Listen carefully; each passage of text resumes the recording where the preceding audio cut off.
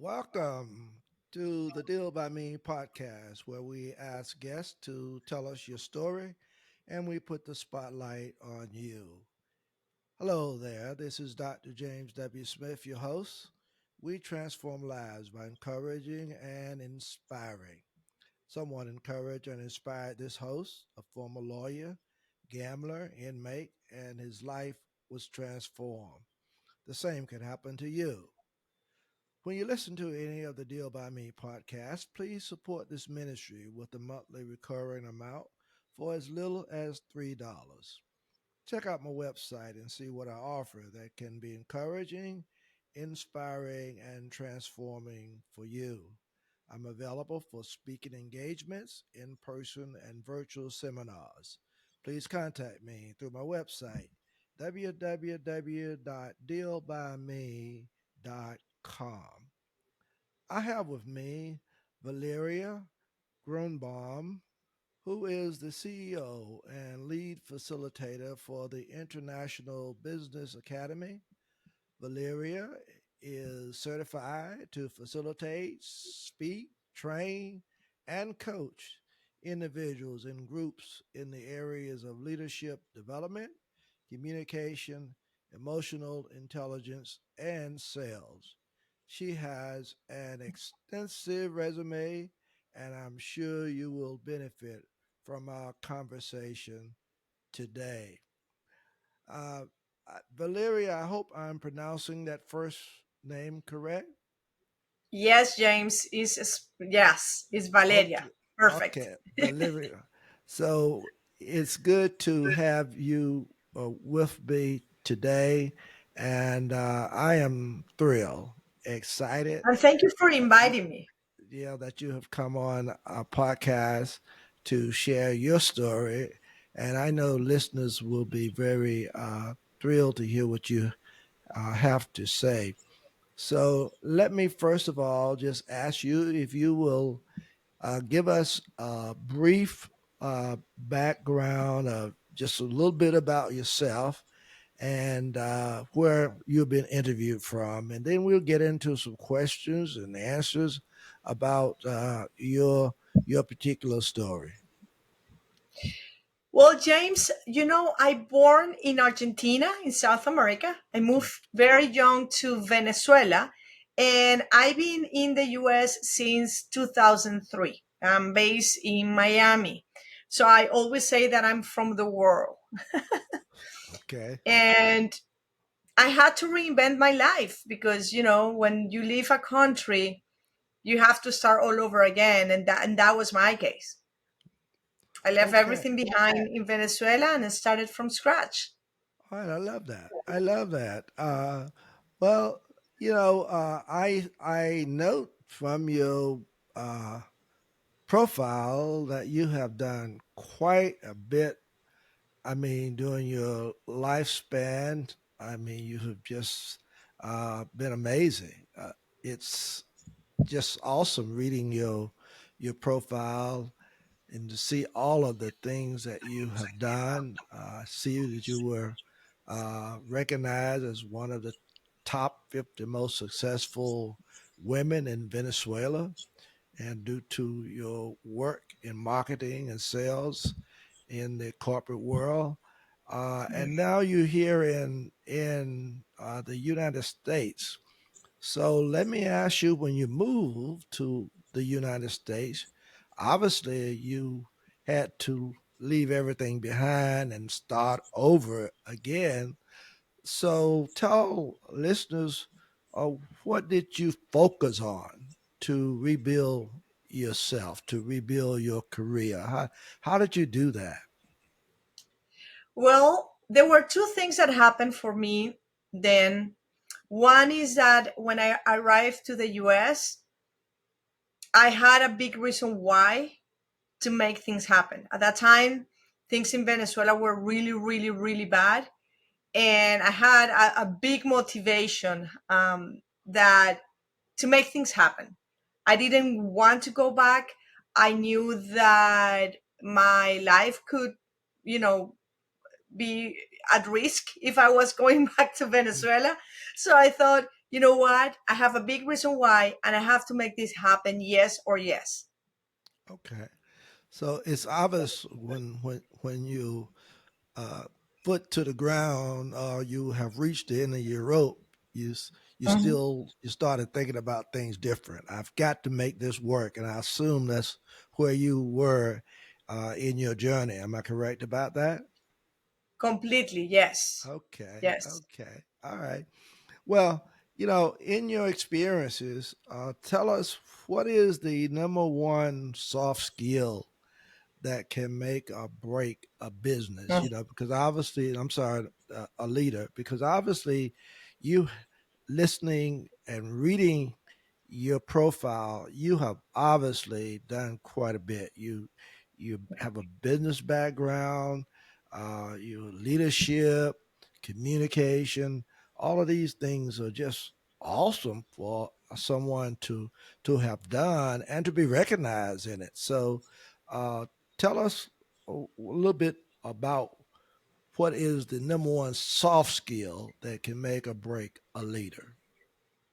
James, before I tell you that, let me tell you why Okay. I believe that is the number one soft skill. In everything that I have done, I started really young. I started working probably when I was 15 years old.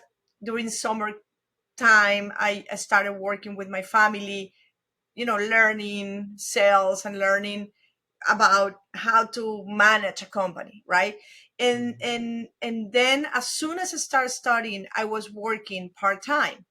So I started really, really, really young.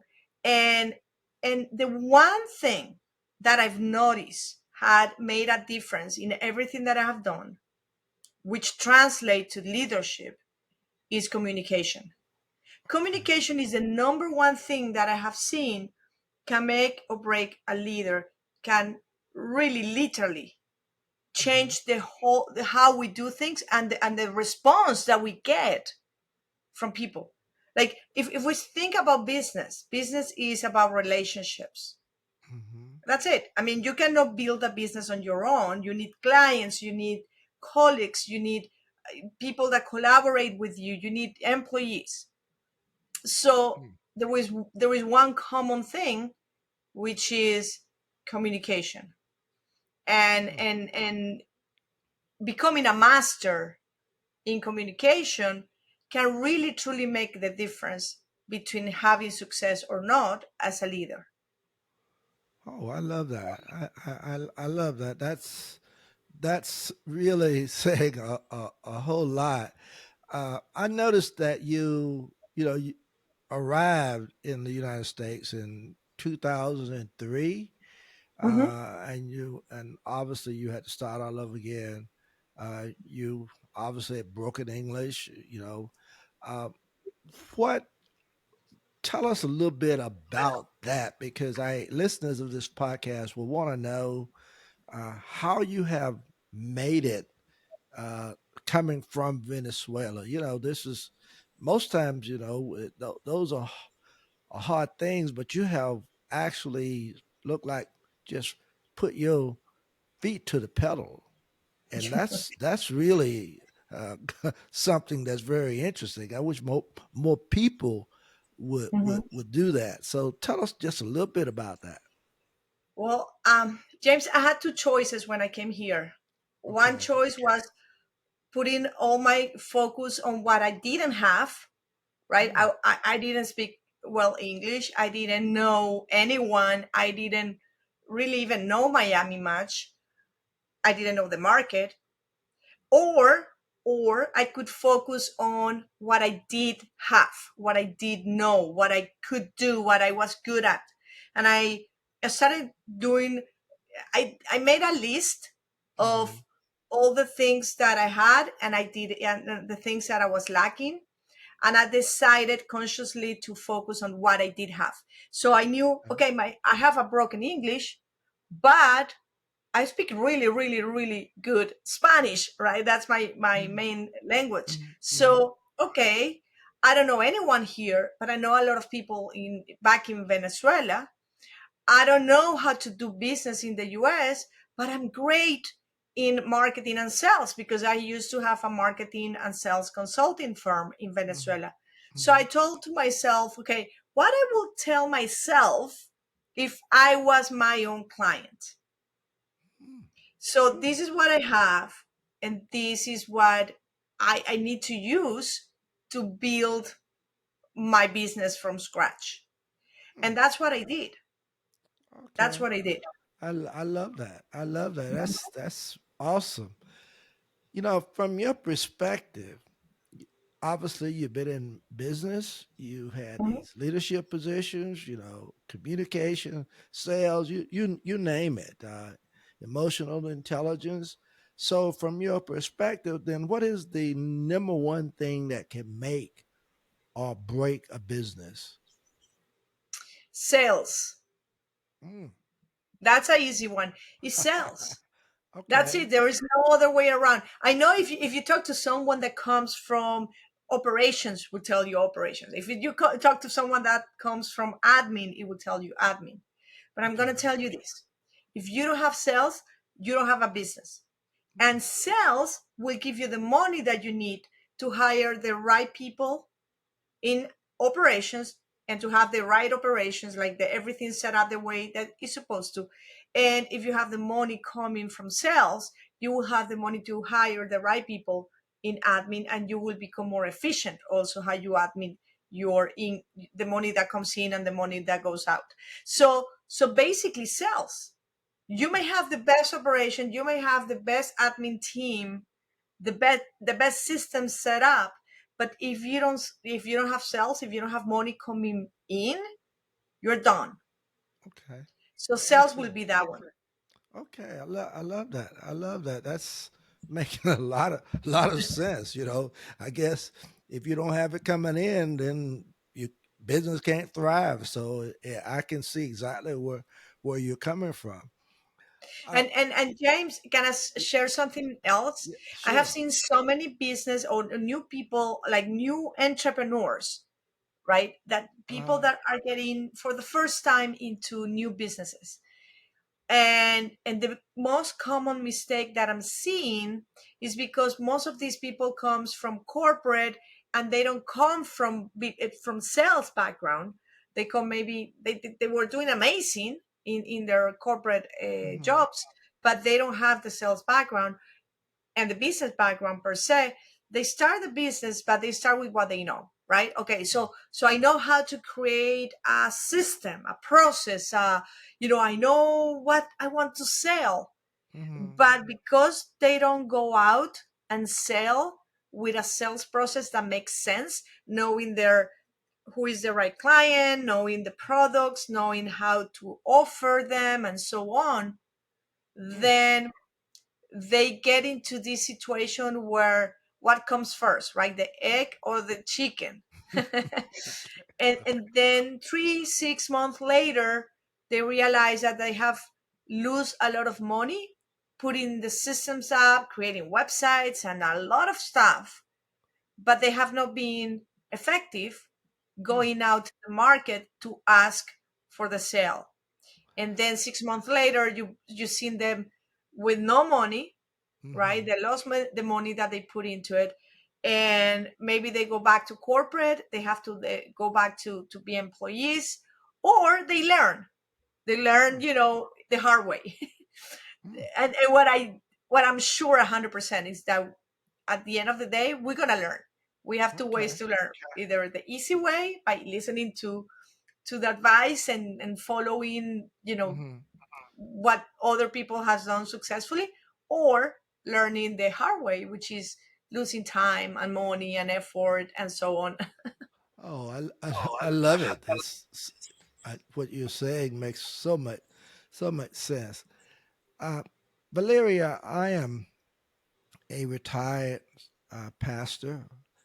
Uh, you know, pastor for too much short of 33 years, and I guess about 6 or 7 months before I knew I was going to retire, I wanted to continue my ministry. So I did started this podcast to actually uh, hopefully encourage.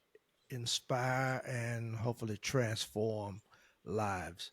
Your story is so very interesting, and it falls right in line with what I do, because I know there are a lot of people who listeners of this podcast who may want to do something, may have their minds on something that they would like to do, but they're a little afraid to get there, a little afraid of what might happen along the line. What would you say to them that would encourage them to step out, that would kind of inspire them, so that their lives could be transformed? Is there anything that you would say to them? I would say that it's possible. That if Okay. I could do it, anyone can do it. Mm, But this is the difference between being in the right path or not. Your dream, your that you dream to do, to have, to create, has to be aligned with your purpose. mm, Because if you are creating a project, you are creating a new business, and that is not aligned with your purpose, then you're going to have a hard time keep moving forward. I mean, you may get there, then once you get there, you will say, is that it? mm. Right? You won't feel the fulfillment. Okay. And even more depending of the age that you have, right? If you're younger, probably you are more you are more ambitious, you have other priorities. But when I'm 52 years old, right? I have a lot of my friends already retired, and they talk a lot about retirement, and I tell them, well, I'm retired to from things that I don't like to do anymore. Right now, everything that I do has to be aligned with my purpose, and that is the promise that I made to myself. Mm, So I believe that is the main thing, because okay. once you realize, okay, this is my purpose and this is the vehicle that I'm going to use to get there, which is your project, then things start to line up for you to keep moving forward. I see. And I think that, to me, has been key to choose what my next step is. Okay. Is this Okay. is this getting me closer to that purpose, to that is congruent to that purpose, to that kind of life that I want to live, to that kind of legacy that I want to leave behind? Hmm. If the answer is yes, let's do it. If the Okay. answer is no, then I have to look for another way to do things. I got you. I understand exactly what you're saying now. Uh, Listeners, hang with us. Don't go any place, because Valeria has more tidbits to share with us, and I have a few more questions to ask, because this is a really interesting and great conversation we are having. But first, let me ask Valeria, do you have any books or a book, or is there a website where listeners of this podcast can contact you, or if learn more about you? Do you have anything that you would like to share with listeners of this podcast? Yes. They can reach out to me through my website, valeriainleadership.com. Okay. Valeriainleadership.com.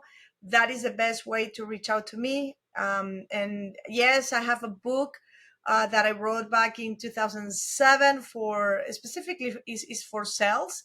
But I Okay. think if somebody wants to reach out, the best way to do it is through my website. Okay. Thank you so very much. Thank you. All right, listeners, you all hear that. You want to reach out to Valeria with this. She has some very, very good information for all of us. Valeria, you talked about, and I know in your profile that you also uh, do some work. I think it was like in, let me make certain that I'm correct. Oh, emotional intelligence. That's what I wanted to Mhm. get to. Tell us what that is and why it is critical in our communication. So emotional intelligence it came to my life in the 90s. I was working for the hospitality industry at that time, Mm-hmm. and we started listening about emotional intelligence. And was the transition from, instead of being focused on the task, let's start thinking about the person first. So emotional intelligence plays a very important role in the world that we live today, in the corporate world, in any type of business that we do, because we have to think that we are making business, we're doing business with people. That means people have emotions. In the past, we thought, oh, you can leave your emotions at home, right? And just come here to work. And that's not realistic. We have emotions attached to us everywhere we go. And even more after, during and after COVID, we became more evident that the emotions plays a very important role in everything we do. If I'm sad, if I'm depressed, the way that I will produce my work is going to be, or the way that I'm going to communicate, or the way that I'm going to be productive or not, will change. If I'm happy, if I'm excited, if I'm motivated, right? So what emotional intelligence does is, number one, create self-awareness of what are the emotions that we experience most of the time. Then what are the triggers that basically put those emotions in front, and based on those emotions is like a filter, right? Like glasses. Mm-hmm. Based on those emotions, we see things in different ways. So becoming emotionally intelligent means, okay, so now I understand my emotions. Now I understand what triggers those emotions. So what if I can learn to self-regulate the emotions by understanding where the triggers comes? I can put a pause and have a strategy that is more proactive in my response. So if I'm proactive on my response, then I can have real conversations with people. Mm. Doesn't matter what I'm feeling. I can be maybe in disagreement with what's going on, but I will have the power in me to maintain myself, my head and my heart aligned to what the goal is, which is, let's have a conversation from a Mhm. place of curiosity instead of a place of conflict. Let's Oh, have a wow. conversation from a place of resolving, from solution, from finding the way to make it work, instead of going for the conflict, going for the fight, or even feeling bad and then start having that spiral of emotions that get you to that rabbit hole that a lot of people are having a hard time to get out. I got you. So emotional intelligence is now more relevant than ever I got you. to practice. Okay. Okay. Makes sense. Makes sense. I noticed you talk about being a trainer for Tony Robbins and faculty uh, for John Maxwell. Some some of our listeners may not know exactly who these individuals are, and would you just tell them a little bit about your work for them and who they are, so that they can identify more with what you do? Yes. Well, Tony Robbins, first of all, he's my one of my mentors.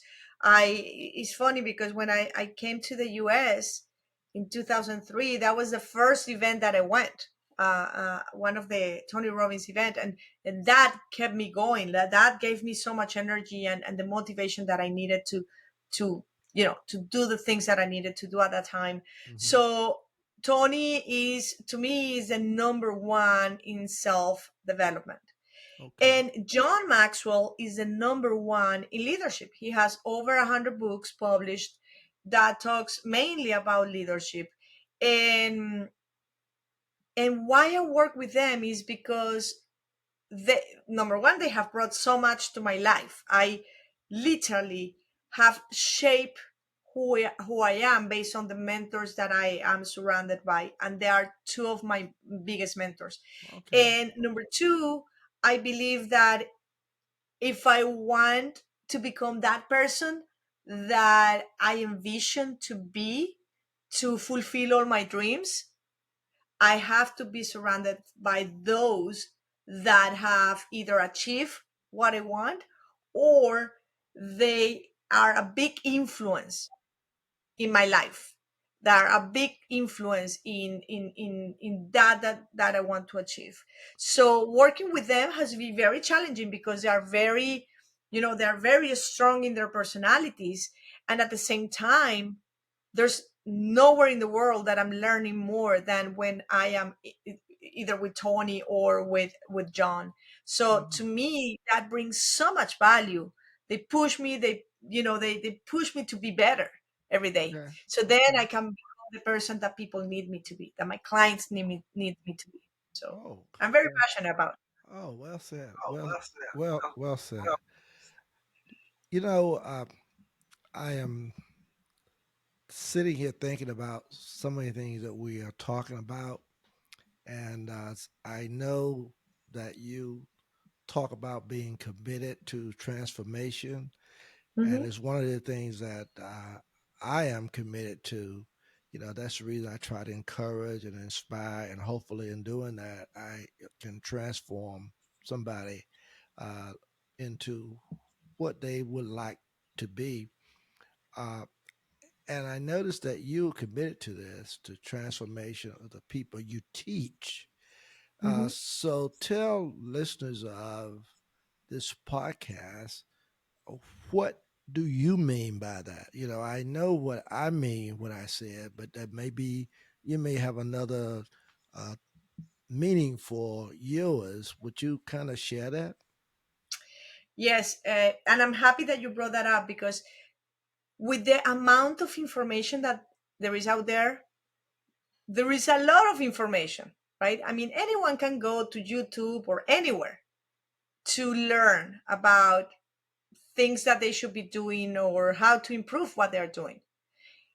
But there is a big gap between the information and the transformation. And that gap is called implementation.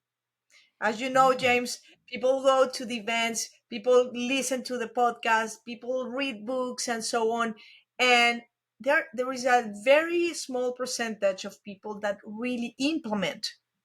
mm, And those are the ones that create the transformation. Those are the ones that get transformed in the process. You're not mm, going to get transformed by listening to a podcast. You are not going to get transformed by reading a book or going to a class. The transformation happen when you intentionally put in practice what you have learned. So mm, since I see that big gap, and I love to be part of the solution by helping people to close the gap, in the way that I train people, I use practical tools. I do a lot of exercises. I put a lot of the things that I teach into practice in that training, so they can have the opportunity to test, to try, to see what works, what doesn't work. And then I follow up with them because I want to make sure that what they learn, they might not implement 100%, right? I'm not expecting that. Nobody expect that you mhm, implement 100% of what you learn.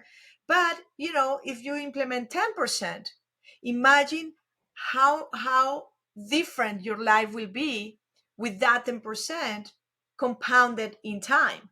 So part of my mission is to help organizations with my training by giving tools that help them implement what they have learned, so transformation comes. mm, mm, Transformation won't happen by itself. It will mm. come hand by hand, with implementation in one hand and information on the other hand. You're So giving that is. That is what I mean with transformation. You're giving me some really, really great information myself. I mean, I know, and I hear you, I see it, I feel it, so I know exactly what you're saying. It is the not just the even in my case, it's not just the encouraging or the inspiring, but it's also people who are hearing it must implement what is being said in order to be transformed. And that makes so much sense. I do get that very well from you. What makes you so passionate about this? Because you sound like you're just, on top of it. You're ready to go. You're ready to move. And I can feel and sense the passion in you. What makes you feel that way? I believe because it's possible. Like when I did it for myself, Hmm. it was possible. I always look. I always had to find the back door to get the things that I want. Every time, like if see, since I remember, since I graduated from college, I remember most of the answers that I heard was no. And when I start working in sales, you hear no probably 90% of the time. So I had to overcome with the horror feeling of listening to no's. And I train myself, I train my brain, I tell my body to move through it and to find a way. And then like you said, I was very accomplished since I was very young, because I understood since I was very young that no didn't mean no forever. No meant just no for now or no this way, but I was able to find a way. So what made me passionate was that when nobody believed in me, I had to believe in myself. And I realized that the biggest power that we have is the power that literally lies within us. If we are waiting, sitting for somebody else to give us the approval or to say yes or to say that we can do this, it might be a hard road to navigate. But when we believe in ourselves and we understand that doesn't matter what, failure is not an option, because the word failure is not really to fail until you stop. But if you take the no just to learn, and okay, I just learned one way on how not to do it, or how not to present this, or how not to talk about this, and now I'm, I can learn better ways on how to do it, right? So I became passionate about this because I did it for myself. And I have seen so many people struggling, so many people having a hard time with getting what they want, that I'm kind of like, I'm going to show it to you. I'm going to show it to you. Because if I can, you can. So, yes, I'm very passionate because I know that everything is possible and it starts with us. So I feel that I'm on a mission, Okay. you Okay. know. I can feel it. I really feel it.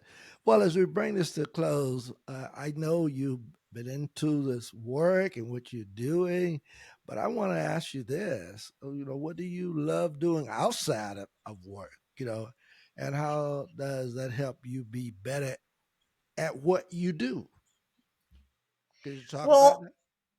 yeah, I love sports. So Mhm. I do cycling. Okay. I love to ride my bicycle, and I do long distance riding. So I could be on the bike maybe 3-4 hours on a Saturday, and then on Sunday all over again, Mm. right? So one of the biggest thing that helped me to be on my bike is the focus that I get. I have to be on the present because I'm riding with a group. I have somebody very close to me, maybe the tire will be maybe 2-3 inches from my tire, and I have somebody on my back. I depend from the one I have to trust, and I depend on the person in the front to tell me, hey, there is a hole here, we're going to turn right, we're going to turn left, because I cannot see so far beyond.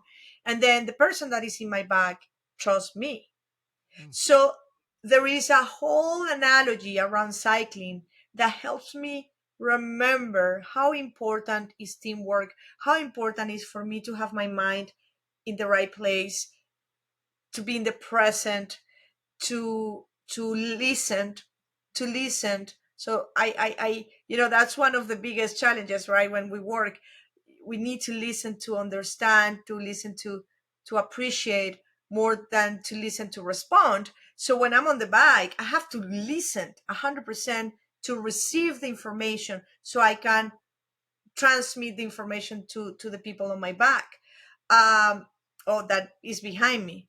And the other thing that I do is meditation and yoga, and that's because also help me to be centered, to have my mind in the right place, and to have my mind and my heart and my body and my soul all connected in a way that I can not only be great in what I do, but also I can be aligned again with my purpose, with the things that I love, and what that the legacy that I want to leave behind. So I think that is a holistic work. It's not just coming from my mind. It's holistic. It has you have to involve everything in you to be able to achieve that. At least that's my belief. So those are the two main things that I do outside. And of course, I have a very creative brain, so I love to learn, I love to paint, I love a bunch of other things. But those are the two main things that really I do it consistently, and I notice the difference when I do it and when I don't in my business. Okay. Valerius, you're exciting. It's a thrill having you with me today Thank you. and allowing you to share your story with listeners of this podcast. And so I'm just grateful that you chose to share. It's been a great conversation. And there you have it, Valeria Grunbaum sharing her story today. And we appreciate her. And I want to say to you, Valeria, thank you. Thank you. Thank you, James. Thank you for inviting me. I love to be here. I love to be able to share a little bit of me to your audience, and hopefully they will get some tips here and there that they can implement in their life. Okay. And until next time, peace and blessings to each of you.